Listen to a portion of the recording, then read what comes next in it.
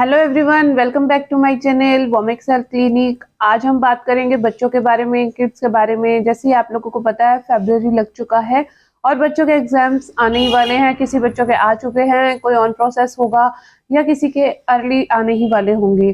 तो जैसे जैसे एग्जाम आ रहे हैं और साथ के साथ ही ये जो एग्जाम का सीजन तो है ही है, और साथ साथ ये वेदर चेंज का सीजन भी है, जिससे बच्चे ज्यादा बीमार पड़ रहे हैं। उन्हें कफ हो रहा है, कोल्ड हो रहा है। उसका बेसिक रीजन ये होता है कि जैसे ही आपको मॉर्निंग में ठंड लग रही है और दोपहर में थोड़ी सी गर्मी हो जाती है, फिर रात में फिर से ठंड हो जाती है।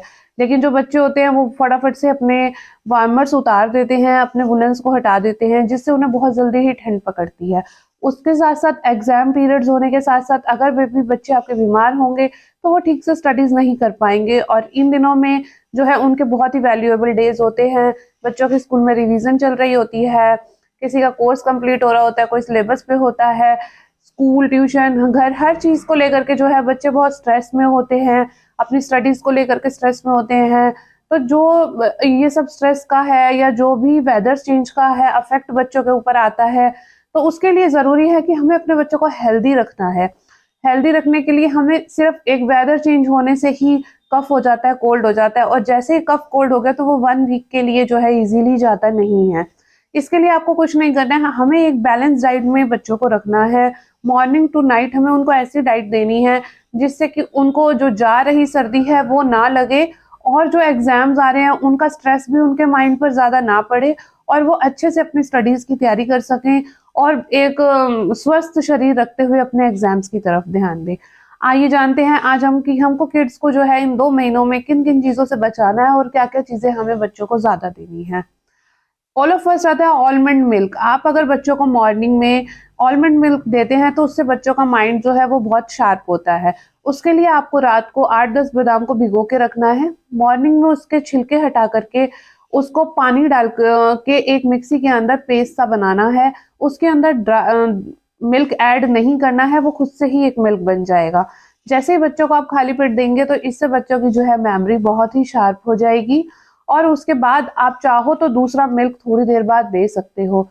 और ऑलमंड मिल्क के बाद आप बच्चों को भीगे हुए 2 अखरोट और 4 कैशू नट्स भी जरूर दें, किशमिश भिगो करके दें, जिससे उनका आयरन, कैल्शियम जो है उसको, जो मॉर्निंग में मेमोरी बूस्टर का वर्क होता है, वो सब हम अच्छे से कर पाएंगे। उसके बाद जो है आप बच्चों को कुछ भी ब्रेकफास्ट में दे सकते हैं। अगर आप टिफिन में देते हैं तो आप पराठा, सब्जी कुछ भी दे सकते हैं।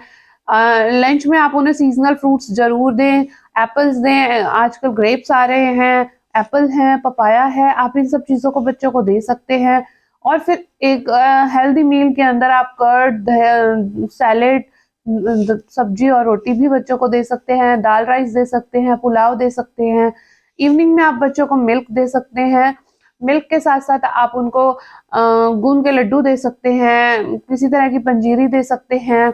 और उसके बाद आप बच्चों को किसी तरह का सूप दे सकते हैं। जैसे मैं आपको लास्ट वीडियो में बता चुकी हूँ कि अगर आपको कफ कोल्ड से बचना है तो आप कोई भी तरह का सूप ले जिससे आपको कोई कफ कोल्ड नहीं होगा। और जैसा, और उस एक वीडियो में मैंने आपको गार्लिक और जिंजर की सब्जी चटनी बताई है, जो कि कफ कोल्ड को, ठंड को रिलीफ करने के लिए, हाथ पैर जो सुन्न हो जाते हैं उसको, जो एकदम से सोए सोए हमें ठंड लगती है, या हमारे हाथों पैरों में आजकल सूजन आ रही है या सुनपना आ रहा है, गार्लिक और जिंजर की जो वेजिटेबल है चटनी सी बना करके आप लेते हैं तो ये आपको अंदर से बॉडी को हीट देगा, नसों को भी हील अप करेगा।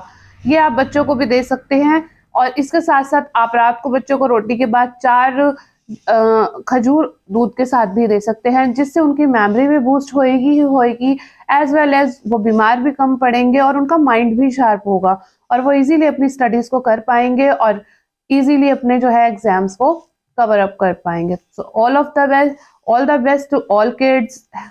Thank you.